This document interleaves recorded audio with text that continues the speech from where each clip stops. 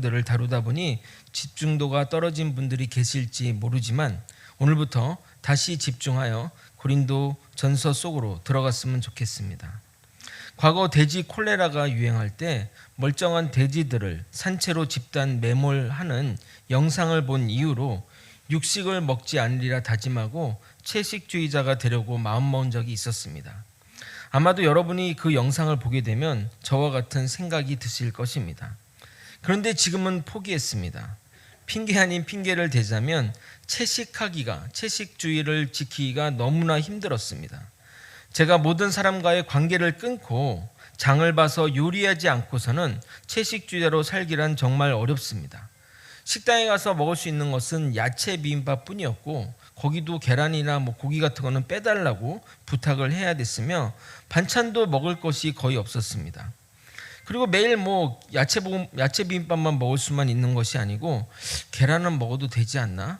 아니 우유는 좀 괜찮지 않을까? 이 등등 이렇게 하나씩 허용하다 보니까 더 이상 채식주의를 이어나갈 수 없었습니다. 외국에는 채식주의자들을 위한 식당이나 또 마트가 있어 실천하기 용이하나 아직 한국에서는 채식주의를 실천하기가 어렵다고 생각합니다. 그리고 결정적으로 제가 육식을 좋아해서 계속할 수 없었을 것입니다. 이와 마찬가지로 로마 시대 고린도 지역에서는 우상에게 바쳐진 제물을 제외하면 거의 먹을 것이 없었습니다. 고린도 지역 시민들은 정기적으로 우상 신전에 참여하여 제사를 드렸고 많은 대중 집회들, 예를 들어 결혼식, 장례식, 기타 등등의 그런 것들이 우상의 신전에서 중심으로 이루어졌으며 네. 오늘 사운드가 멀티로 고기를 포함하여 우상의 제물로 바쳐진 엄청난 양의 제물이 시장에서 유통되었기에 어느 것이 바쳐진 것인지 어느 것이 바쳐지지 않은 것인지 구분하기도 어려웠습니다. 우리나라와 같이 농산물 이력 관리가 되면 모를까, 본인이 또 키운 농작물이 아니면 모를까 구분해낼 수 없었습니다. 그나마 디아스포라 유대인들은 어릴 적부터 그것에 대한 교육을 받고 자랐고 자신들만의 시장과 식당이 있어 우상에게 드려진 제물에 대한 보호가 되었으나 개종한 헬라인들은 좀 복잡했습니다. 그들이 과거에는 그것들에 꺼리낌 없이 그것을 먹고 있다가 믿고 나서 먹지 말아야 하니 참 어려움이 많았습니다. 예를 들어 예수 믿기 전에는 담배나 술을 하던 사람이 예수 믿고 나서 바로 술, 담배를 끊기 쉽지 않은 것처럼 말입니다. 만약 헬라인 기독교인 중에 장사나 또 사업을 하시는 분이 있다고 한다면 거래처 사람들과의 어떤 식사나 모임 자리를 일절 거절해야 되는 상황에 봉착하게 됩니다. 또한 유대인들은 유대인 회당에서 결혼을 하니 문제가 없지만 헬라인들은 그리스 신전에서 결혼하고 필요연에 우상에게 드려진 이 제물을 먹으니 친척이나 친구의 결혼식에 참석한 이 헬라인들은 어려움을 겪게 되는 것입니다. 그럼 이 음식 규례에 대해 성경은 무엇이라고 말할까요? 레위기 음식 규례에 따르면 우상에 바쳐진 음식에 대한 금지는 없습니다. 부정한 음식과 정한 음식의 구분은 동물에 대한 것이지 그 동물을 어떻게 사용하냐에 따라서 부정한 동물이 되느냐 부정한 음식이 되느냐 규정되지는 않았습니다. 사실 부정한 동물과 정한 동물은 동물 관리 측면에서 나눈 것이지 동물 자체가 부정한 것은 아닙니다. 만약 동물 자체가 부정한 것이라면 하나님이 부정한 것을 창조한 것이기 때문입니다. 예를 들어 돼지고기를 부정한 것으로 취급한 이유는 돼지고기가 더운 환경 속에서 잘 상하고 기생충이 많았기에 부정하다 분류한 것입니다. 또한 죽은 것을 다 부정하게 생각한 이유는 더운 날씨에 쉽게 부패하고 그리고 그 죽은 원인을 모르기에 인간을 위해 부정하다 규정한 것입니다. 그래서 우상에게 바쳐진 제물을 부정하다며 금지하지 않았으나 시간이 지나면서 우상의 제물을 먹지 말라는 전통이 생긴 것 같습니다. 구약 시편에 보게 되면 우상에게 바쳐진 제물을 먹고 전염병이 돌았다고 말함으로써 이러한 생각이 더욱 굳어진 것을 확인할 수 있습니다. 시편 106편 28절 29절입니다. 그들이 또 부올의 바알과 연합하여 죽은 자에게 제사한 음식을 먹어서 그 행위로 주를 경노하게 함으로써 재앙이 그들 중에 크게 유행하였도다. 사실 음식은 큰 문제 될 것이 없는데 그러한 제사 자리에 나서는 것은 또 다른 문제, 또 다른 심각한 문제라 하겠습니다. 사도 바울이 고린도전서 10장에서 우상 제물 취식 문제를 거론하는데 이 우상 제물 그 자체에 대한 문제를 얘기하는 것이 아니라 우상 제사를 문제 삼는 것을 확인할 수 있습니다. 고린도전서 10장 18절 20절을 제가 표준 세번역으로 이해를 돕기에 읽어드리도록 하겠습니다.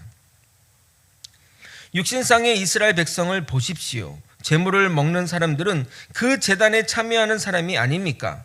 그러니 내가 무엇을 말하려는 것입니까? 우상은 무엇이고 우상에 바쳐진 제물은 무엇입니까? 아무것도 아닙니다. 이방 사람들이 바치는 제물은 귀신에게 바치는 것이지 하나님께 바치는 것이 아닙니다. 여러분이 귀신과 친교를 가지는 사람이 되는 것을 나는 바라지 않습니다. 그러니까 우상 또는 우상에 드린 제물, 그것도 아무것도 아니고 그런 것이 우리에게 해를 끼칠 수는 없지만 그런 제사를 지내는 방법, 그리고 그런 제사에 참여하는 것, 그리고 거기서 그 우상 제물을 먹는 것은 귀신과 함께 교제를 하는 것이라고 이야기하는 겁니다. 그래서 우상에 드려진 제물이 문제가 아니라 그 모임 자체가 문제라는 건데, 예를 들어 여성 접대부가 나오는 술집에 제가 술을 안 먹고 그냥 자리에만 앉아 있다 할지라도 그 자리에 있는 것만으로 어떠한 변명도 할 수 없는 것처럼 그런 문제라 하겠습니다. 성경은 악은 어떤 모양이라도 버리라고 말하고 있습니다. 데살로니가전서 5장 21절 22절입니다. 범사에 헤아려 좋은 것을 취하고 악은 어떤 모양이라도 버리라. 그런데 그러므로 그 어떤 제사나 그런 것에 참여하는 것이 어떤 영적인 간음을 짓는 죄나 마찬가지라 하겠습니다. 그런데 만약 우상의 제물을 먹는 것 그 자체가 문제가 되었다면 사도 바울이 이렇게 말하는 것은 굉장히 문제적 발언이라 할 수 있습니다. 고린도전서 10장 25절입니다. 무릇 시장에서 파는 것은 양심을 위하여 묻지 말고 먹으라. 시장에서 파는 것이 우상에 드려진 것인지 아닌지 묻지 말고 먹으라고 말합니다. 여러분, 모르고 짓는 죄는 죄가 아닙니까? 내가 그것을 몰랐으니 죄가 아니라고 주장할 수 있냐 이 말입니다. 그럼 예수를 몰라 죽은 자들은 다 면제되어야 할 것입니다. 시장에서 파는 것들 중에는 우상에게 바쳐진 제물도 있고 아닌 것도 있습니다. 그런데 묻지 말고 먹으라는 것은 우상에게 바쳐진 제물이라도 문제될 것이 없다는 것을 사도 바울은 이렇게 반어적으로 표현한 것입니다. 그러면 마지막으로 걸리는 것 하나, 우상의 제물을 먹는 것이 정말 문제가 안 되느냐, 이것에 대해 마지막으로 걸리는 것 하나 살펴보도록 하겠습니다. 사도행전 15장에 보게 되면 예루살렘 공회에서 이방인을 받아들이는 문제를 논의할 때 조건을 건 장면이 있습니다. 다른 것들은 몰라도 이방 헬라인들이 그리스도인이 되려고 할 때 이 조건을 반드시 따르라고 말한 4가지 조건입니다. 사도행전 15장 19절부터 21절을 여러분이 한번 읽어보도록 하겠습니다. 함께 읽겠습니다. 시작. 그러므로 내 의견에는 이방인 중에서 하나님께로 돌아오는 자들을 괴롭게 하지 말고 다만 우상의 더러운 것과 음행과 목매어 죽인 것과 피를 멀리하라고 편지하는 것이 옳으니 이는 예로부터 각 성에서 모세를 전하는 자가 있어 안식일마다 회당에서 그 글을 읽음이라 하더라. 그러니까 이방인이 그리스도인이 되려고 할 때 이 4가지 조건을 지키라고 얘기했습니다. 첫 번째, 우상에게 바쳐진 제물을 먹지 말 것과, 두 번째, 음행하지 말 것, 세 번째, 목매어 죽인 것과 마지막으로 피를 멀리하라고 명령했습니다. 그리고 그것을 안식일마다 회당에서 읽으라고 한 겁니다. 이런 식이겠죠. 여러분, 이 4가지 꼭 지키셔야 돼요. 우리가 사도신경 외우듯이 이렇게 4가지를 이야기했을 것입니다. 그러므로 지금 사도 바울은 우상에게 바쳐진 제물을 먹는 것이 가하다고 했으니 이 교회 리더들의 결의, 교회 공동체의 결의를 불순종하는 것이 됩니다. 왜 사도 바울은 이렇게 위험한 발언을 하는 것일까요? 학자들이 말하기에 예루살렘 공의의 의결이 이루어진 때와 편지를 쓰는 때는 적어도 5년의 시차가 존재하고 예루살렘 공의회 때 주요 핵심 의제가 할례였기에 다른 부차적인 것은 절대적인 것으로 제시된 아니라기보다는 이 정도는 해야 되지 아니냐라고 판단합니다. 즉 그동안 이러한 원칙이 느슨해졌다는 것을 말하는 겁니다. 왜냐하면 유대인들은 유대인 지역으로 기준을 제시해서 4가지를 했는데 실제 이 우상제물, 이방 나라에서 이 유대를 벗어난 지역에서 우상제물의 문제는 정말 복잡하기 때문입니다. 만약 여러분이 내가 오늘부터 중국을 싫어해서 중국 제품을 쓰지 않겠다고 마음먹었는데 그것이 현실적으로 가능할 것 같습니까? 정말 지키고자 한다면 혼자 자급자족을 하거나 노이로제 걸린 것처럼 일일이 이게 중국산인지 막 확인하고 해야만 가능할 것입니다.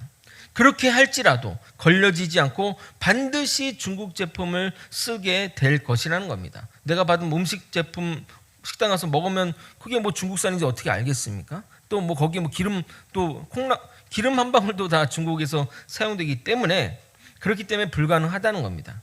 그것처럼 이방 세계에서 우상이 드려진 제물을 먹지 않기란 거의 불가능한 일입니다. 새벽 예배 때 이것에 관해 말씀드렸는데 신앙생활을 하다 보면 하나님이 언급하지 않은 부차적인 문제가 있습니다. 성경이 교훈과 책망과 바르게 함과 의로 교육하기에 유익하지만 그리고 완벽하지만 우리의 행동과 삶에 대한 시행세칙이 적혀서 우리가 이것은 해야 되고 이것은 하지 말아야 될 것이 낱낱이 기록되어 있지는 않습니다. 그래서 하나님이 명하는 바도 아니요 금하는 바도 아닌 그런 사항이 있게 마련인데 이러한 것들을 헬라어로 아디아포라라고 말합니다.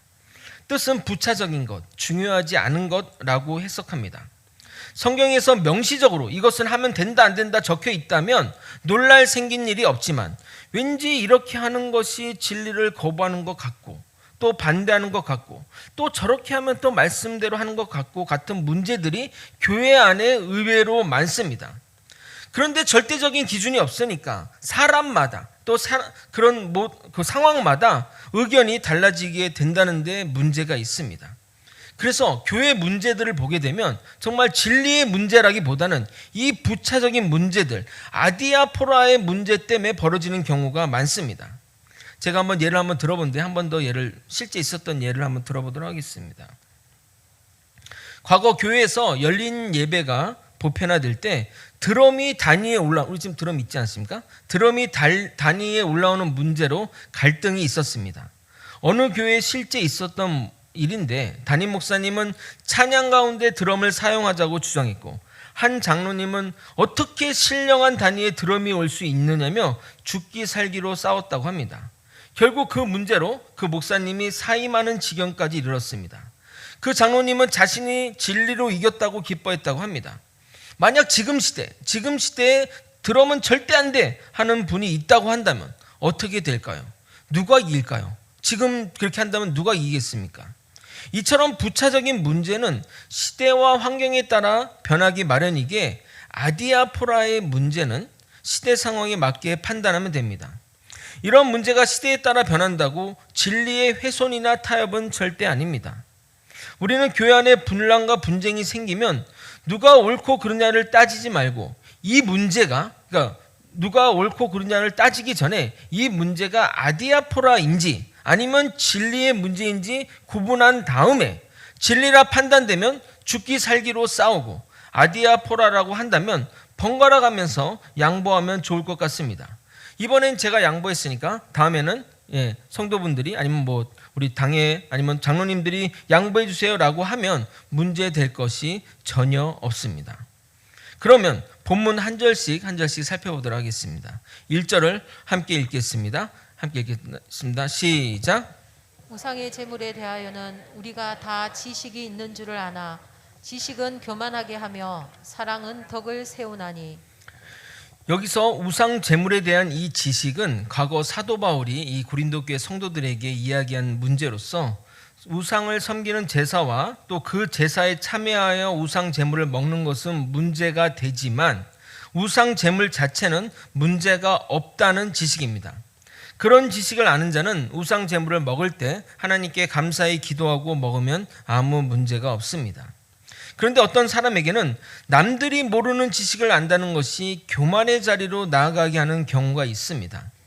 물론 지식이 그 사람을 교만하게 만든 것이 아니라 사람이 그 지식으로 교만해지는 것을 말하는 겁니다.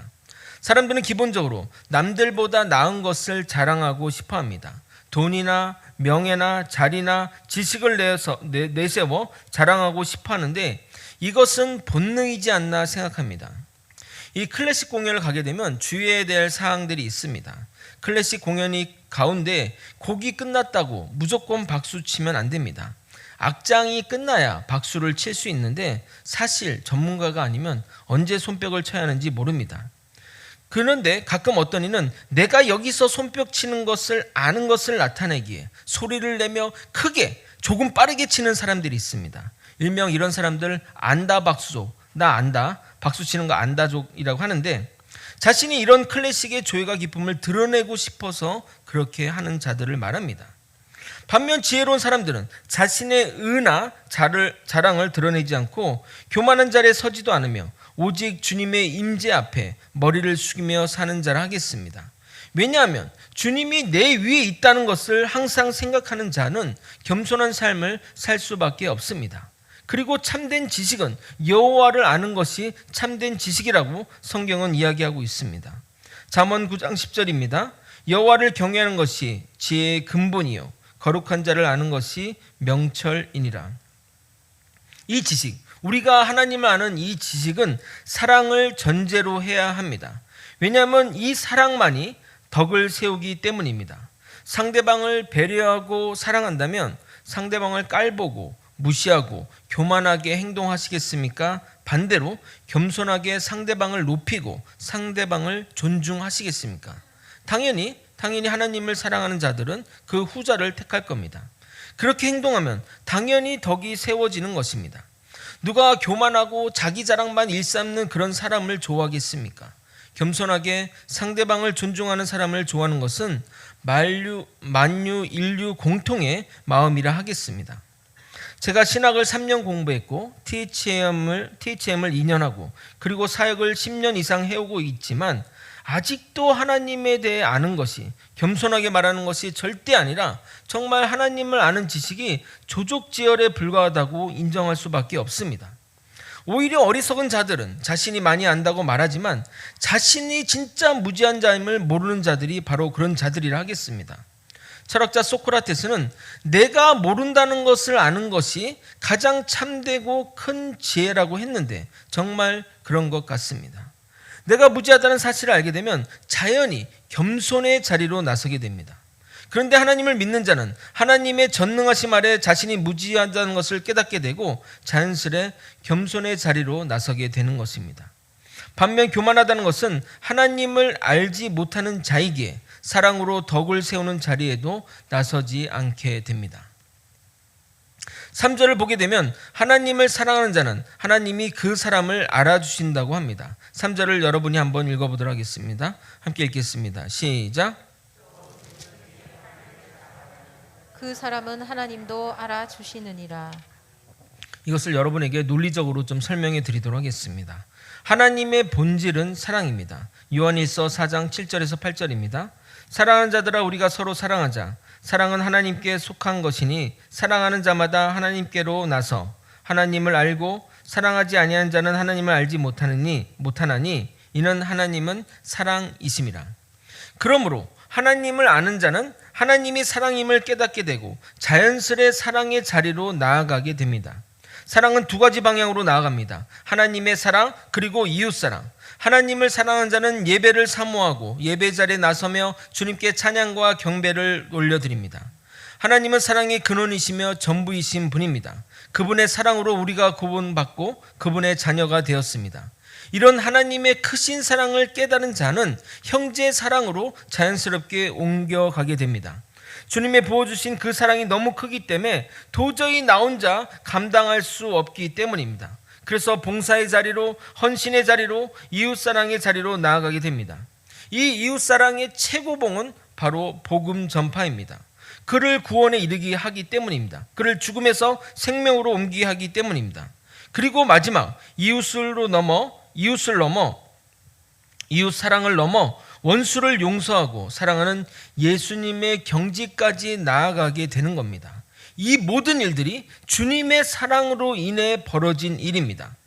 이런 우리를 주님이 알아주신다고 말씀하시는 겁니다. 이 얼마나 감격스러운 일입니까? 그러므로 하나님을 아는 자는 하나님이 사랑임을 깨닫게 되고 자연스레 사랑의 자리로 나서게 됩니다. 그런데 우리가 사랑을 실천하지 않으면서 하나님을 안다고 말하는 것은 말도 안 되는 겁니다. 하나님은 사랑이신데 어떻게 하나님을 안다고 말할 수 있겠습니까?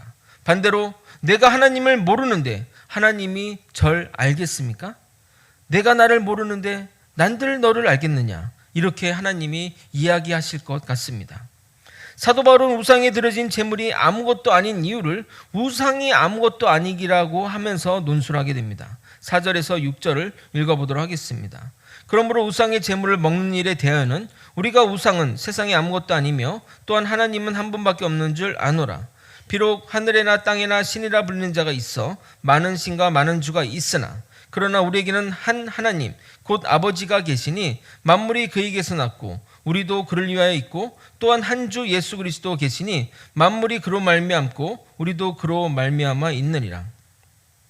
세상에 우상이 많고 신이 많다 할지라도 모든 것이 헛것이며 만물을 창조하시고 통치하시는 하나님만 믿고 따르면 되는 겁니다. 그런데 여러분, 우상이 아무것도 아닐까요? 그렇지 않습니다. 우상은 하나님께 아무것도 아니지만 우리에게는 큰 의미로 다가올 수 있습니다. 다른 신을 섬겼던 자는 그 신과의 실체적인 경험들, 접촉의 경험들이 남아 있었고 그 신을 섬겼던 마음이 나의 이성과 감성에 엮여 있기 때문에 과거의 우상과의 연합을 쉽게 무시해서는 안 됩니다. 사단 마귀는 우리가 우상으로 섬겼던 것들에 깃들여 우상을 통해 우리와 결합하기 때문에 실질적이라고 말할 수 있습니다. 예를 한번 들어보겠습니다. 선교사님들이 처음 이슬람 지역에 가게 되면 느끼는 것 중에 하나가 기도하기가 너무나 힘들다는 겁니다. 기도를 10분 이상 할 수 없을 정도로 그렇게 힘들다고 말합니다. 아무리 힘을 내서 기도해도 계속 잡생각이 나고 금방 잠이 오고 괴로운 감정이 계속 올라와서 기도할 수 없었는데 인내하고 계속해서 기도의 씨를 뿌리고 나니까 그때부터 기도가 된다고 말합니다. 어느 지역에 가게 되면 그렇게 공동체원들이 서로를 미워하고 다툰다고 합니다. 그냥 막 미운 게 막 그 쏟아난다고 합니다. 또 어느 지역에 가게 되면 그렇게 음란한 생각이 난다고 말합니다. 선교 관련 서적을 보게 되면 이러한 현상의 원인을 지역을 주관하는 귀신들이 존재하며 그 귀신들의 성향이 사람들의 영향을 미친다고 말합니다. 비성경적인 이야기로 들리겠지만 다니엘서를 보게 되면 하나님의 천사가 어느 지역의 귀신에게 붙잡혀 늦게 왔다는 기록에서 확인할 수 있듯이 비성경적이라고는 할 수 없다고 생각됩니다. 그러므로 지역 신이나 미신이나 타 종교의 신이 전혀 실체가 없는 존재가 아니란 사실을 명심해야 합니다. 결론적으로 우상에게 드려진 제물은 주님께 감사하고 먹으면 괜찮지만 그렇다고 우상이 제사하는 곳에 가서 그 음식을 먹고 하는 행위는 아주 위험할 수 있습니다. 우상은 신이 아니라 나무 조각이나 새 조각에 불과하지만 우상 이면에는 귀신의 역사가 있음을 조심해야 합니다. 그러므로 우상은 아무것도 아니기에 우상에 드려진 제물 자체는 문제없지만 우상에게 드리는 이 제의 행위들은 조심해야 합니다. 그럼 7절을 조금 구분해서 읽어보도록 하겠습니다. 그 단어의 의미들이 좀 복잡하기 때문에 누가 누구인지를 명확하게 알기 위해 제가 읽고 나서 그 본문을 잠시 띄워놔 주시기 바랍니다. 7절을 여러분이 한번 읽어보도록 하겠습니다. 함께 읽겠습니다. 시작. 그러나 이 지식은 모든 사람에게 있는 것이 아니므로 어떤 이들은 지금까지 우상에 대한 습관이 있어 우상의 제물로 알고 먹는 고로 그들의 양심이 약하여지고 더러워지느니라. 이 본문에 보시게 되면 이 지식은 앞에서 말한 우상에 바쳐진 제물에는 문제가 없다는 지식입니다. 그런데 이 지식이 모든 사람들에게 있는 것이 아닙니다. 어떤 이들은 우상 제물에 영적인 무엇인가가 있다고 생각하는 자들인데 그러한 생각을 가진 자가 우상의 제물을 먹게 되면 죄를 짓는 것과 마찬가지게 그들의 양심이 약하고 더러워진다는 것입니다. 예를 들어 보겠습니다. 넘겨주셔도 됩니다. 길을 가다가 떨어진 돈을 발견하면 어떻게 됩니까? 가져가면 안 되죠. 그렇죠? 안 됩니다. 그런데 2023년부터 주인이 알 수 없는 물건을 발견하면 가져가도 된다고 법이 바뀌었습니다. 그런데 어떤 이들은 이 법이 바뀐 거를 몰랐습니다. 그래서 길 가다가 돈을 발견하면 어떻게 하죠? 춥고는 씻고 또 사람들 눈치가 보니까 슬금슬금 가다가 발로 이렇게 쫙 밟고 다 사람들을 다 신발끈이 예? 누가 자신을 볼까 혹여나 신고당할까 걱정하면서 그 돈을 주워가지 않겠냐 이 말입니다. 법적으로 죄입니까 아닙니까? 아니죠. 법이 바뀌었으니까. 그렇지만 그의 양심은 어떻게 됩니까? 약하고 더러워진 것이죠. 내가 죄를 지었구나. 죄를 지은 걸 알면서 그것을 가져갔기 때문입니다. 우상 제물을 먹는 것이 개인적으로 죄인임을 알면서 행함으로 죄책감의 무거운 짐에 눌리는 그 상황을 말하는 겁니다. 고린도 교인들 가운데 일부분은 과거 우상에 대한 습관이 있어 우상이 실제하다고 생각하고 있기에 우상이 바쳐진 것을 먹을 때마다 자신이 무언가 중대한 죄를 짓는다는 느낌을 가졌다는 겁니다.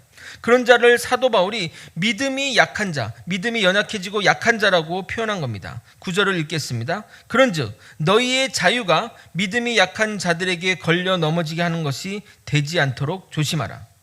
여기서의 이 믿음은 우리가 생각하는 그런 믿음이 아니라 절대적인 하나님을 믿기에 우상에게 바쳐진 것은 아무것도 아니고 주님께 감사함을 먹으면 아무 문제가 없다고 생각하는 그 믿음입니다. 그러니까 이 너희의 자유가 이 믿음이 없는 사람들한테, 믿음이 약한 자들에게는 시험거리가 될 수 있다는 겁니다. 그럼 믿음이 없는 자 앞에서 자유롭게 우상의 제물을 먹으면 그 사람이 어떻게 되겠습니까? 심지어 지식 있는 자가 우상의 집에 앉아서 그것을 먹으면 저렇게 해도 되겠구나 하며 그 믿음이 약한 자도 우상의 제물을 먹게 될 것이고, 그리고 그 제물이 매개가 되어 그 사람이 다시 과거로 돌아가 우상 제물에 빠지는, 우상 숭배에 빠지는 상황이 벌어지기 때문에 결국 그 일로 인해서 그 사람이 구원과는 멀어지는 일이 초래하게 된다는 겁니다.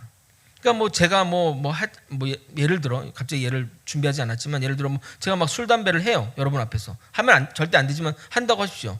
솔직히 술 담배를 하는 거는 아디아포라의 어떤 문제적인 부분입니다. 담배를 했다고 해서 제가 어떤 문제가 있는 것은 아니지만 이제 어떤 그런 것들 때문에 하지 않는데 아디아포라의 문제인데 갑자기 또 다시 이 예를 또 얘가 좀 적절하지 않은 것 같아요. 다시 설명하도록 하겠습니다. 하여튼 하지 말아야 할 행동을 하게 됐는데 그것들을 여러분이 보면서 저래도 되는 거 아니야? 담임 목사도 저랬으니까 나도 저래야 되지 하면서 했다가 그것에 확 넘어가서 그런 죄들에 빠질 수가 있다는 것을 말하는 겁니다. 그러면서 그리스도께서 그 형제를 위해 피를 흘리셨는데 그 피값을 허무하게 만드는 것이기에 결국 우리가 그리스도에게 죄를 짓는 격이 되는 겁니다. 이 내용이 10절부터 12절까지의 내용입니다. 설명을 듣고 읽으면 쉽게 이해가 될 겁니다. 제가 한번 읽어보도록 하겠습니다. 지식이 있는 내가 우상의 집에 앉아 먹는 것을 누구든지 보면 그 믿음이 약한 자들이 양심이 담력을 얻어 우상의 제물을 먹게 되지 않겠느냐. 그러면 내 지식으로 그 믿음이 약한 자가 멸망하나니 그는 그리스도께서 위하여 죽으신 형제라. 이같이 너희가 형제에게 죄를 지어 그 약한 양심을 상하게 하는 것이 곧 그리스도에게 죄를 짓는 것이라. 그래서 사도 바울은 이렇게 고백하며 이 질문에 대한 답을 마무리하게 됩니다. 13절입니다. 그러므로 만일 음식이 내 형제를 실족하게 한다면 나는 영원히 고기를 먹지 아니하여 내 형제를 실족하지 않게 하리라. 내가 우상의 제물을 먹는 것이 전혀 문제가 되지 않음을 알지만 나의 행동이 내 형제의 마음을 어렵게 하고 또 실족하게 한다면 영원히 고기를 먹지 않겠다고 고백하는 겁니다. 이 모습이 형제 사랑의 최고의 모습이라 하겠습니다. 형제를 위하여 나에게 허락된 자유를 포기하는 것이기 때문입니다.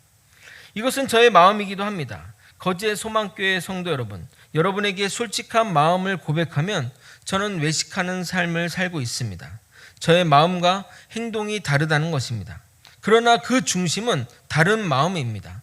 예수님이 비판했던 바리새인들처럼 여러분에게 인정받고 존중받기 위해서 외식하는 것이 아니라 혹여나 저의 행동이 여러분에게 시험거리가 되지 않을까, 혹여나 제 말이 시험이 들지 않을까 생각해서 생각과 다르게 행동한다는 말입니다. 하나님의 부르심으로 사역자가 되었지만 아직 저의 행동이나 말이 사역자로서 또는 여러분이 바라는 사역제상으로 부족할 수 있습니다. 그렇다고 그런 저의 부족함이 하나님의 부르심을 상쇄할 수는 없습니다. 하지만 저의 자유로운 행동이 성도들에게 시험거리가 되지 않기 위해 조심하고 가능하면 마음과 달리 행동하려고 하는 겁니다. 이렇게 계속 살다 보면 나도 이 사역자의 모습이 익숙하게 되고 시간이 흘러 외식이 아닌 진짜 내 모습이 되리라 생각합니다. 제가 이렇게 하려는 이유는 여러분을 실족시켜서 믿음에서 멀어지지 않게 하려는 겁니다. 나름 여러분을 향한 사랑의 마음이라 하겠습니다. 사도 바울처럼 영원히 조심하며 영원히 그런 마음으로 살아갈 것입니다. 그것이 모든 목회자의 마음, 예수를 사랑하는 자의 마음이라 하겠습니다. 말씀을 정리하겠습니다. 고린도 교회에서 소위 지식이 있노라 하는 자처하는 자들의 주장은 결코 틀린 것은 아닙니다. 우상에게 드려진 제물에는 절대 문제가 없습니다. 그러나 사랑을 간과한 지식은 상대방에게 시험거리만 줄 뿐입니다. 그러므로 신앙이 성숙한 자는 연약한 자를 위해 자신의 행동과 모든 것을 주의해야 합니다. 사랑만이 성숙한 그리스도인들이 추구해야 할 바른 행동인 것입니다. 그러기에 우상 제물을 먹고 안 먹고, 우상 제물이 나쁜지 안 나쁜지 이런 것들이 중요한 것이 아니라 그 모든 중심에는 사랑이 가장 우선인 겁니다. 율법의 가장 큰 계명이 하나님의 사랑, 이웃 사랑인 것처럼 우리도 모든 일 가운데 하나님이 내게 맡겨진 그 사람들을 사랑하는 가운데 판단하고 결정해야 된다는 겁니다. 그것이 맞고 안 맞고에 틀린 문제가 아니라 이런 행동이 이것이 하나님의 사랑을 실천하는데 부족하다면 그것들이 어떤 것이라도 금해야 된다는 것입니다. 연약한 형제의 신앙을 위해 자신이 소유한 자유를 포기하는 그것도 영원히 포기하는 사도 바울의 이 마음은 바로 예수 그리스도의 마음입니다. 하나님과 동등되는 모든 것을 포기하시고 종의 형체로 오셔서 죽기까지 복종하여 우리를 살리신 그 사랑이 우리를 살리신 것입니다. 우리 모두 주님 따라 이 사랑을 실천해가는, 그래서 형제 우애를 실천하는 저와 여러분이 되시길 예수 그리스도의 이름으로 소망합니다. 오늘 찬양은 하나님이신 예수님이 인간의 몸으로 오신 것은 우리를 위해 그 희생인데 그것이 하나님의 나라를 세우기 위한 놀라운 순종임을 나타낸 것이고 그것이 우리를 향한 하나님의 공의임을 나타내는 노래를 하겠습니다. 우리 또한 우리에게 맡겨진 영혼을 사랑하며 자신을 버리며 희생의 삶을 살기를 소망합니다. 다 함께 찬양하시겠습니다. 1절만 찬양하겠습니다.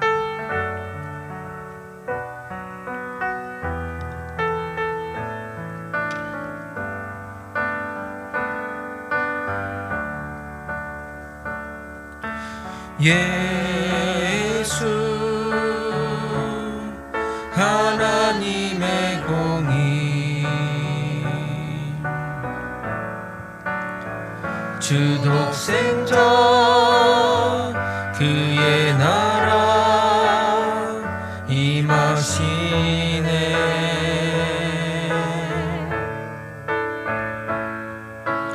예수 제물이 되신 주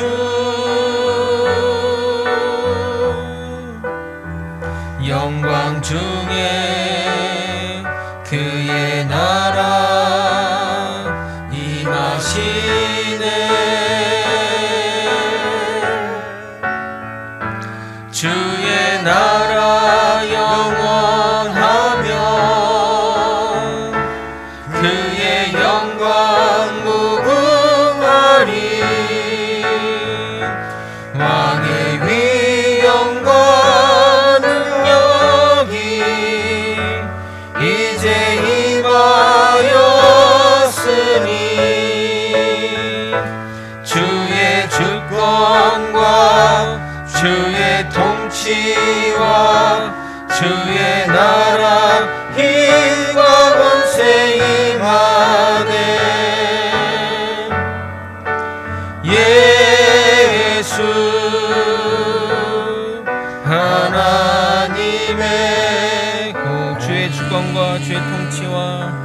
주의 주권과 주의 통치와 주의 나라 이곳에 임하네. 예수 하나님의 공의. 우리가 살다 보면 여러 가지 삶의 문제들, 또 생각하는 가치관과 그런 차이들 때문에 분쟁과 어려움을 겪게 되는 경우들을 보게 됩니다. 그러나 무엇보다 중요한 것은 사랑이 가장 우선입니다. 내가 그 형제를 사랑하는 마음, 하나님을 사랑하는 그 마음 가운데 모든 것을 판단하고 결정해야 될 것입니다. 내가 이 일을 왜 하는지, 또 내가 이런 것들을 무엇을 위해서 하는 것인지, 나의 영광과 나의 어떤 이름 때문에 하는 것이 아닌 하나님의 사랑과 하나님이 나에게 맡겨진 사람들에 대한 그 사랑으로 우리는 그 자리에 나서야 할 것입니다. 여러분, 사랑보다 위대한 것은 없습니다. 하나님이 우리에게 베푸신 그 사랑을 기억하며 우리에게 주어진 일들을 감당하며 우리에게 맡겨진 이들을 사랑하는 자리로 나아가는 우리 모두가 되기를 소망합니다. 다 함께 주님의 이름 한번 부르고 통성으로 기도하시겠습니다. 주여, 하나님 아버지, 주의 이름, 아버지 하나님의 영광을 위해 사랑하는 자, 아버지 그리고 이웃 사랑을 하는데 결코 한계란 있을 수 없습니다. 아버지, 그 영혼을 살리는 일에 아버지 나의 목숨을 바쳤던, 아버지 정말 예수님의 목숨을 생명을 바쳤던 아버지 그 사랑처럼 아버지 우리에게 맡겨진 사람들, 또 내가 해야 될 일들을 아버지 기쁨으로 감당하며 나아가게 도와주옵소서. 아버지, 내가 일을 하는 것이 사람들의 면을 세우기 위해, 아버지 누가 사람들의 인정을 받기 위해, 아버지 이 정도는 해야 사람들한테 아버지 손가락질 받지 않겠지, 나는 이런 생각으로 아버지 임하는 것이 아니라 온전히 주님만 바라보며 주님의 사랑으로 아버지 주님의 사랑을 실천해가는 아버지 믿음의 사람들이 되게 도와주시옵소서. 우리 안에 있는 모든 것들을 다 붙여내고 주님의 영광을 위해 살아가는 믿음의 백성들이 되게 도와주옵소서. 무엇보다 사랑이 가장 우선입니다. 아버지 지식보다, 아버지 나의 생각과 행동보다 무엇보다 더 우선되는 것은 아버지 나의 행동의 근원이 사랑임을 깨닫고 주님의 사랑을 실천하며 예수 그리스도의 사랑으로까지 나아가는 아버지 우리가 모두가 될 수 있도록 역사하시고 이끌어 주시옵소서. 아버지, 이 땅에서 하나님의 나라가 임하기를 소망합니다. 우리의 사랑으로, 또 주님의 그 넓으신 그 사랑을 깨달아 아버지 우리의 사랑하는 이웃 사랑으로 아버지 하나님 나라가 이 땅에서 세워질 것을 믿습니다. 아버지, 거짓 소망교회가 그런 사랑의 공동체가 되기에 도와주옵소서. 서로가 서로를 낫게 여기고 상대방을 포용하고 용서하며 하나의 공동체, 주님의 이름으로만 세워져 나가는 아버지 우리 공동체가 될 수 있도록 이끌어 주시고 인도하여 주옵소서. 서로를 사랑으로 품고 서로를 보며 웃으며 하나님의 영광을 위해 드러내는 믿음의 사람들이 다 될 수 있도록 이끌어 주시고 인도하여 주시옵소서. 사랑이 많으신 하나님 아버지, 내가 하려는 행동 가운데 내 이름을 높이기 위해, 또 사람들의 어떤 안목 때문에, 아버지 또한 어떤 이유들 때문에 해서는 안 되고, 온전히 하나님의 사랑을 크게 깨달은 자로서 하나님의 뜻 가운데 실천해 나가는 모든 믿음의 사람들이 될 수 있도록 이끌어 주시옵소서. 아버지, 사랑보다 위대한 것은 없습니다. 예수 그리스도가 우리를 위해 십자가에 돌아가신 것처럼 아버지 우리도 그 사랑 안에 거하며 그 사랑을 깊게 깨달아 우리에게 맡겨진 사람들을 사랑으로 품고 나아갈 수 있도록 이끌어 주시옵소서. 아버지, 거제 소망교회가 이 사랑의 공동체가 되기 원합니다. 서로가 서로를 품고 안으며 하나님의 뜻 가운데 하나님의 사랑을 실천해 내가는, 아버지 그 말씀뿐만이 아니라 그 말씀을 내 삶으로 녹여 살아내는 우리 모든 거제 소망교회 성도들이 될 수 있도록 이끌어 주시옵소서. 그래서 다른 것을 틀린 걸로 여기지 않고 다름을 다름으로 인정하고 그 사람들을 포용하며 나아갈 수 있도록, 그런 큰 그릇에 아버지 사람들이 다 될 수 있도록 역사하여 주시옵소서. 사랑이 많으신 예수 그리스도 이름으로 기도드렸나이다. 아멘. 지금은 우리 구주 예수 그리스도의 은혜와 우리 하나님 아버지의 크신 사랑과 성령 하나님의 감동감화 교통 역사하시는 귀한 은총이 주님이 걸어가신 길대로 우리에게 맡겨진 영혼들을 위해 희생의 삶을 살아가신 우리를 위해 또 하늘 영광 보좌 버리고 나에게 맡겨진 영혼들을 아버지 주님을 향해 다가갈 수 있는 그런 우리의 마음들 가운데, 그리고 육신 가운데, 그리고 그 가정과 사업과 모든 것 위에 이제로부터 영원히 함께 있을지어다. 아멘.